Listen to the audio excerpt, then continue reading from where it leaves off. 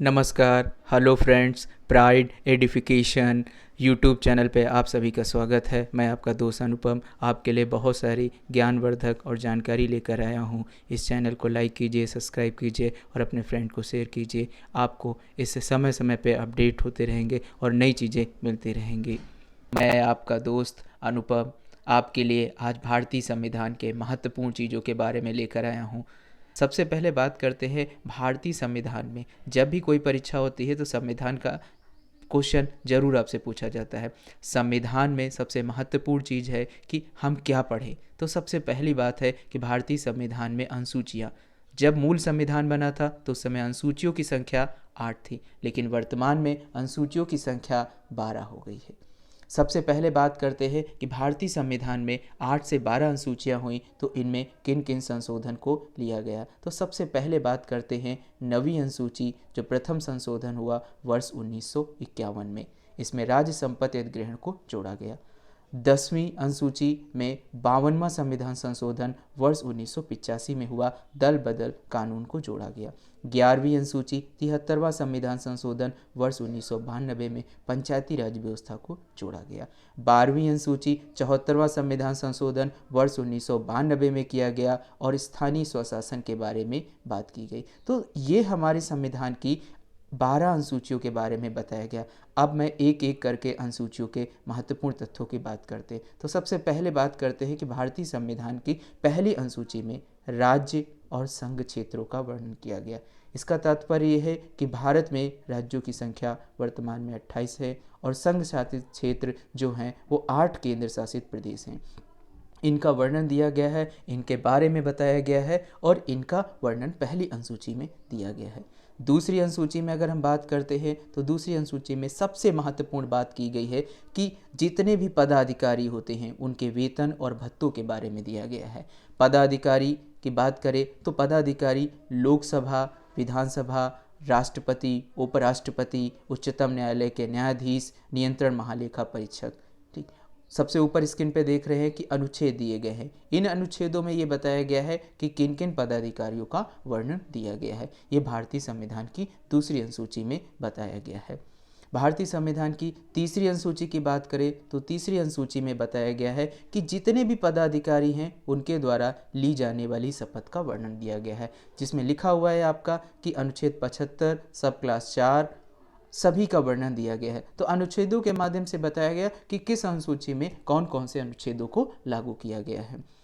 चौथी अनुसूची की बात करें तो राज्यसभा के स्थानों का आवंटन की बात की गई है। जो हमारी राज्यसभा की कुल 250 सीट हैं उसमें किस क्षेत्र में कहां से कितने आवंटन किए जाने हैं, इसका चौथी अनुसूची में वर्णन दिया गया है। पांचवी अनुसूची की बात करें तो पांचवी अनुसूची में हमें ये दर्शित किया गया है कि हमारे जो भी क्षेत्र हैं उनके बारे में बताया गया है। वो क्षेत्र जो अनुसूचित क्षेत्र, अनुसूचित जनजाति क्षेत्र, एससी और एससी क्षेत्र जो हैं उनके बारे में, प्रशासन के बारे में, प्रावधान और उनके नियंत्रण के बारे में बताया गया है। छठी अनुसूची की बात करें तो इसमें हमारे असम, मेघालय, त्रिपुरा, मिजोरम राज्यों की जनजातियों के प्रशासन के बारे में बताया गया। तो यहाँ पे अगर आप लोग भूल जाते तो एक ट्रिक याद कर लीजिए, ATMM याद रखिएगा। ATMM, ए से असम, टी से त्रिपुरा, एम से मेघालय और एम से मिजोरम। इस तरह से आपको ये याद रहेगा कि छठी अनुसूची में किन किन के बारे में वर्णन दिया गया है। सातवीं अनुसूची सबसे महत्वपूर्ण अनुसूची मानी जाती है क्योंकि इसमें हमारा बताया गया है कि 3 सूचियों के बारे में बताया गया है, क्योंकि शक्तियों का जो बंटवारे की बात की गई है तो इसी अनुसूची में बताया गया है। सबसे पहले संघ सूची, जिसको हम लोग यूनियन लिस्ट कहते हैं। दूसरी अनुसूची है राज्य सूची, स्टेट लिस्ट कहते हैं। और तीसरी सूची है समवर्ती सूची, कंक्रेस लिस्ट कहते हैं। इनमें यह बताया गया है कि संघ सूची के विषय में केवल केंद्र सरकार ही कानून बना सकती है। राज्य सूची में राज्य सरकार का अधिकार है और कुछ ऐसे विषय होते हैं जिसमें केंद्र और राज्य मिलकर इनमें कानून बना सकती है। जब ये सूचियों की बात करें तो संघ सूची की थोड़ा सा हम जानकारी कर लेते हैं कि संघ सूची, जब संघ सूची बनी थी तो उस समय विषयों की संख्या इसमें 97 थी, लेकिन आज वर्तमान में इन विषयों की संख्या 99 कर दी गई है। राज्य सूची की बात करें तो राज्य सूची जब बनी थी तो उस समय विषयों की संख्या इसमें 66 थे और आज इसमें 62 विषय हैं। और समवर्ती सूची की बात करते हैं तो इसमें 47 विषय थे और आज इसमें विषयों की संख्या 52 हो गई है। तो सरकार के माध्यम से इनमें विषयों की संख्या घटाई बढ़ाई जा सकती है, ये आप स्क्रीन पे देख रहे हैं।